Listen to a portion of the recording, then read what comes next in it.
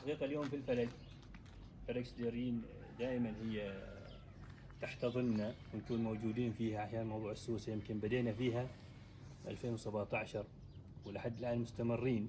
السوسة في تناقص دائما بفضل جهودهم، حقيقة محصلين تعاون من الإخوان كلهم متواصلين معنا دائما، على رأسهم أبو سيف له التحية.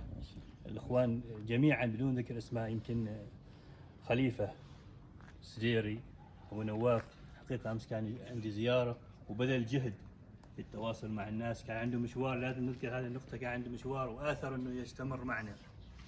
فإحنا نبعث تحية لأهل الفلك سديرين جميعا ونحييهم ونرحب بالمهندس المدير العام اليوم معنا إن شاء الله. راح يكون برنامج عشان تكونوا فاهمين، بس الموضوع حوالي 10 دقائق كلمة وبعدين بنطلع داخل الميدان إن شاء الله. والإخوان اللي هم عندهم التزامات راح نرخصهم وإحنا بنستمر في العمل. فتفضل أبو عمران.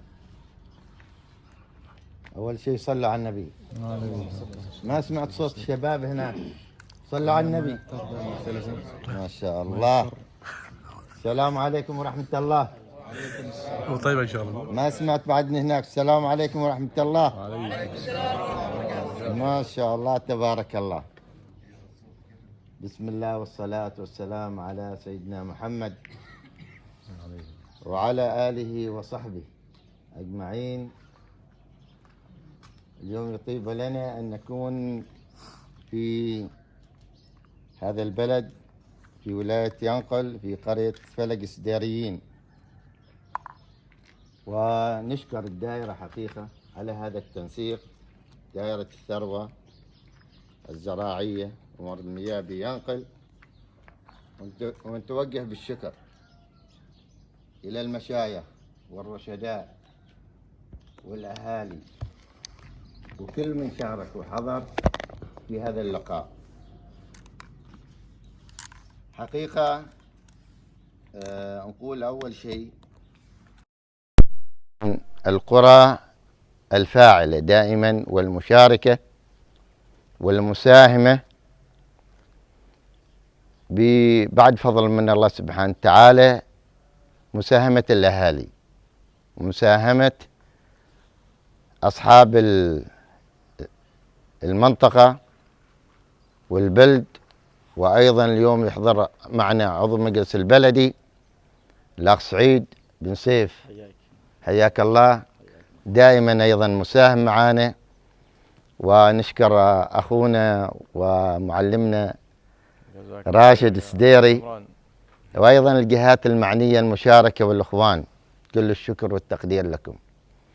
احنا بنخوض في نقطتين جانبين ووجهين لعملة واحدة.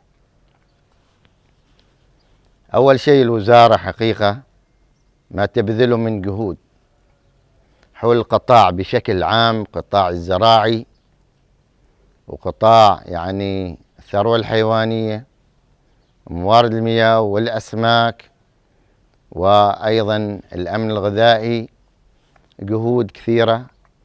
ولكن بنجي إلى ما يخص قطاع الزراعي، قطاع النباتي، ألا وهو قطاع النخيل والتمور.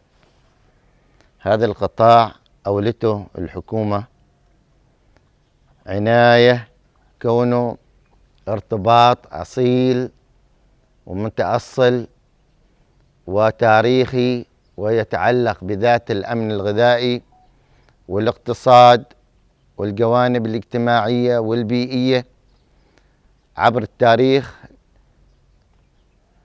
من أينما وجدت النخلة وجد الإنسان.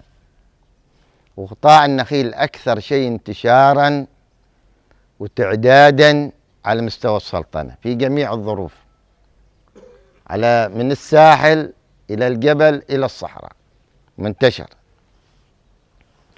طبعاً الوزارة نتيجة هذا القطاع المهم وما يوفره من فرص عمل وغذاء، وأيضاً يعول عليه في كثير حتى في دعم الاقتصاد، لأنه يخلق لنا فرصة عمل وزيادة دخل وصناعات.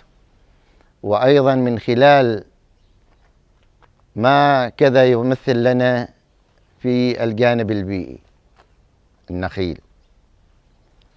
الحقيقة الوزارة أوجدت استراتيجيات من خلال هذا الاهتمام، وأوجدت تشريعات